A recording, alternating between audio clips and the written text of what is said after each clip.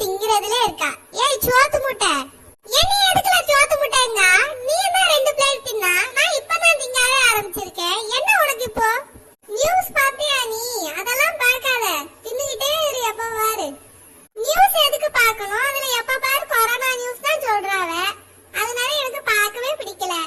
Facebook, Instagram, WhatsApp எல்லாத்தையும் pan பண்ண போறாவலாம். டிவில போட்டாவ, நீ பாத்தியா?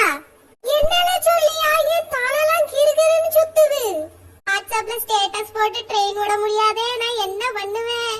Facebookல எனக்கு 4999 ஃப்ரெண்ட்ஸ் இருந்தாவளே, இனி ஒருத்தர் கூட பேச முடியாதோ? போச்சு போச்சு, எல்லாம் போச்சு. இப்படித்தான் இந்த டிக்டாக்கையும் பேன் பண்ணாவ. அதெல்லாம் நான் எவ்வளவு அழகா நடிச்சு போட்டேன், எல்லாம் போச்சு. இப்போ Facebookum போகுது, WhatsAppம் போகுது, என் நிம்மதியும் போகுது. இனி WhatsAppல என் செல்லக்குட்டி கூட பேசவே முடியாதா?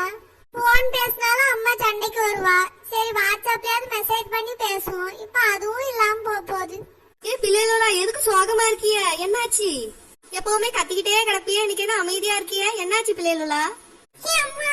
நாளையில இருந்து Facebook எல்லாம் வராதாம்மா, நியூஸ்ல போட்டாவலாம். அண்ணன் சொல்லியா? ஏ இதுக்கு அழுதுட்டு இருக்கா? என்ன புக்குன்னு மட்டும் சொல்லிவிட, அப்பாவை நான் வாங்கிட்டு வர சொல்லியே. அம்மா போமா, நீ வேற புக்கு வாங்கிட்டு வராங்களாம். புக்கு எனக்கு ஒன்னும் புக்கு வேண்டாம். அப்புறம் எதுக்கு நீ மூக்கு சேர்ந்துட்டு கிடக்கா? இதான் செல்ஃப்ல இம்புட்டு புக்கு இருக்கு, இதை எடுத்து படிக்க ஒரு நாள் கூட துப்பு இல்ல. Facebook வேணுமா? Facebook அந்த புக்கு இப்ப இல்லன்னு சீத்த கண்ணீர் வடிச்சிட்டு இருக்கா.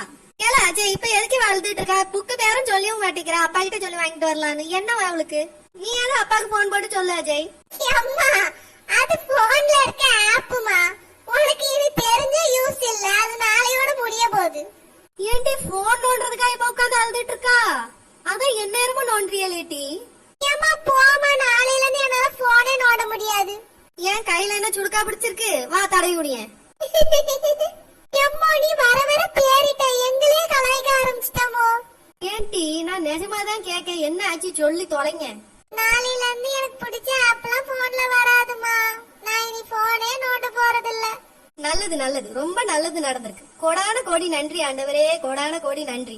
இந்த போன் இந்த பிள்ளைகள் கை இல்லாம போயிட்டுனா எனக்கு இன்னும் சந்தோஷமா இருக்கும்.